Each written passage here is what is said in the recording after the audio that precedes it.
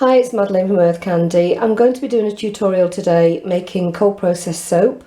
Two types of soap. One is going to be an aromatherapy soap using essential oils and poppy seeds for a sort of skin scrub, and the other one just a normal fragrance soap. So I'm just going to briefly go over what I use, my tools that I use that are essential to me when I make cold process, and I think they're vital. First of all, you have to make sure that everything, your work surfaces are all set up and how you want them. I tend to use like kitchen roll because it gets very greasy. You can see here there's some oil already on there. So I cover my surface, my work surface, with that. I have a whisk because I don't believe that you should use a stick blender overly on your cold process soap. It can make it set more easily. So a hand whisk I think is essential. I'm using a sieve today because sometimes your lye will get bits in it or scum on the surface, so I use a strainer to strain the lye as I pour it into the oils. Spatula, and then this little gadget, which is like an electronic temperature gauge. I used to use an ordinary thermometer, like a sugar thermometer, but to be honest with you, the lye used to take all the markings off it, and I found that this thing is much more reliable. Now you can pay a lot of money for them, but I got this on with a company called, I think it's banggood.com, and it was only a £5. It took about a month to arrive, but it's fine. I mean, for £5 it does the job. You know, you can pay up to £30 or £40 for these. So that's where I got that from, and I will put that on the YouTube channel. So over here I've got my stick blender, which I have to use when I'm putting the titanium dioxide in the soap or any colour. You do need to use that for that.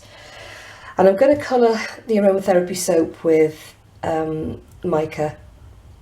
And what you do with your mica is you put it into a little tub and then you mix some of the soap batter with it. And I use a paintbrush because I find a spoon doesn't really get all the bits up. So a paintbrush kind of gets into all the nooks and crannies and really blends it well. Then there's like an ordinary cold process green there, and this lovely fluorescent pink, which I'm going to be using for the Geisha Spring fragrance. Titanium dioxide, that's been mixed with hot water rather than cold water because that gets rid of all the little bits that you sometimes get if you don't blend it properly. And then over here, my moulds. I use plastic moulds and I line them with parchment. I like these moulds because I like the shape of them. They give me a broad, fat kind of soap. I tend not to like skinny soaps, and I do tend to have fat, chunky soaps. That's how I like them. I got those moulds from Dunelm.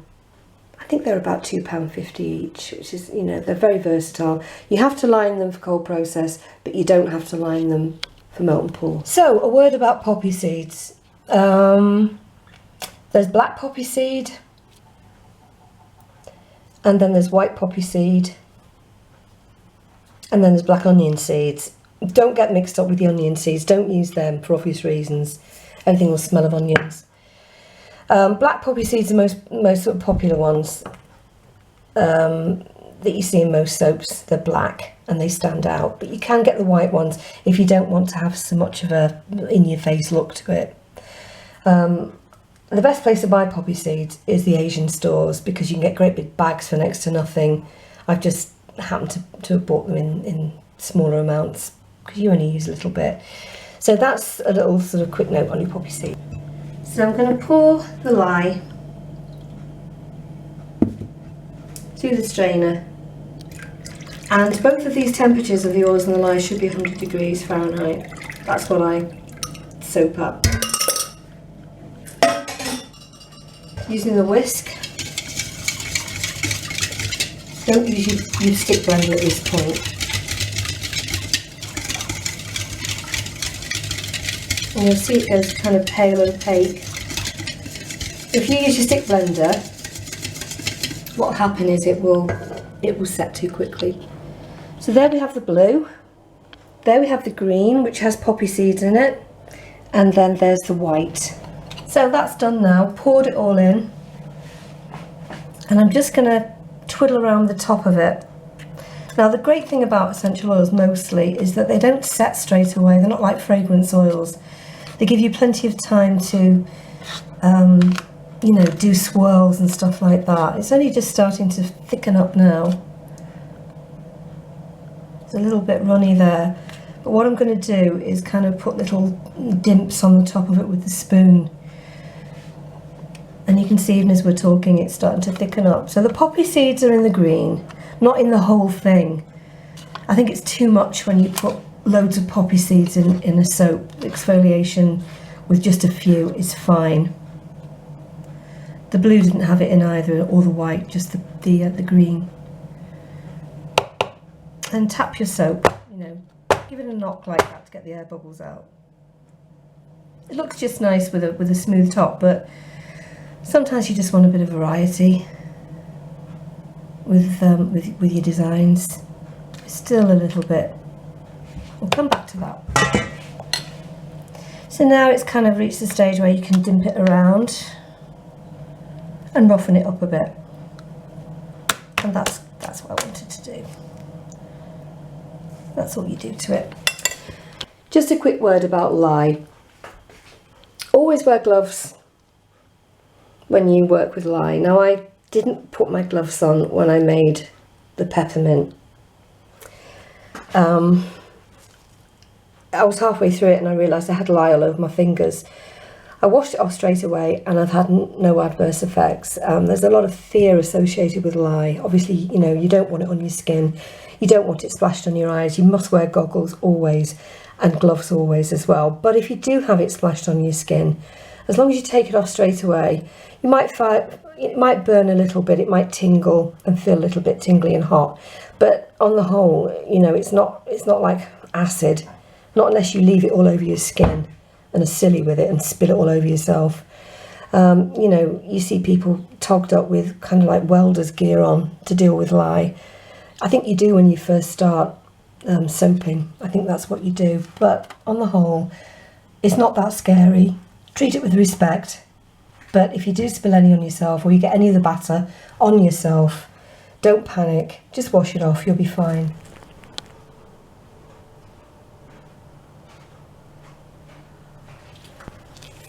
I've used fluorescent pink for my Geisha Spring soap. Geisha Spring is an Issey Miyake dupe, beautiful fragrance, and the colouring is from Just a Soap. There you go, fluorescent pink, and it doesn't burn in cold process, which is nice, so you can get these nice bright pinks with it. I've also put poppy seeds in this one. I'm not so sure whether I want to do a pattern on this, but I think I will. Now, it's a fragrance I haven't used before, and when you haven't used a fragrance before, it's touch and go as to whether this is going to seize up. I didn't know how it was going to perform, but it seems to have performed really well. It's not seized up, it's not, you know, it's not been fast acceleration so far. It's fine. I've used some fragrances where, you know, it's horrendous. You just put the fragrance in and the next thing you know it's gone solid, and you have to work really, really, really quickly with them. So I'm going to bring this up to like a little point using the spoon.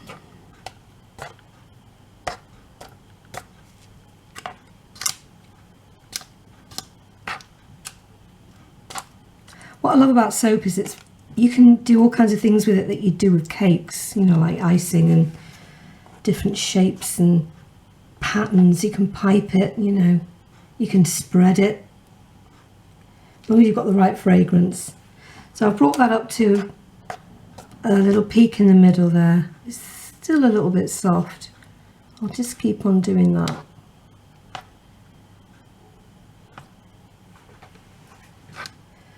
Finding all the different textures, the different colours, the different fragrances is a challenge. I do tend to have my favourite fragrances that I use over and over again. I get my fragrances mostly from Gracefruit. I find their consistency consistently good.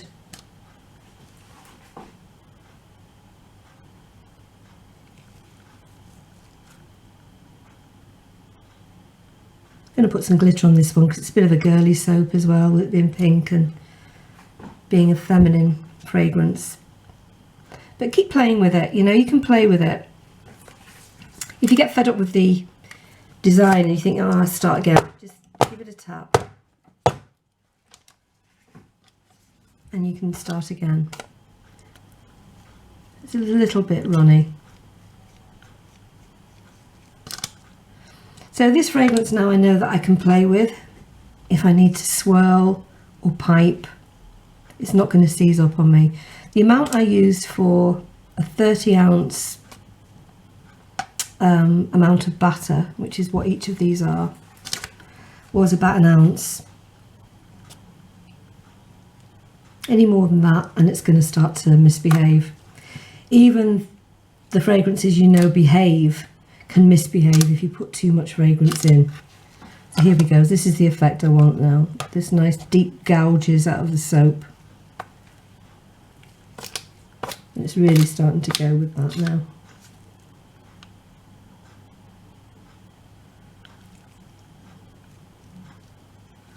Okay, so I'll just put a bit of glitter on that later on to make it really, really pretty.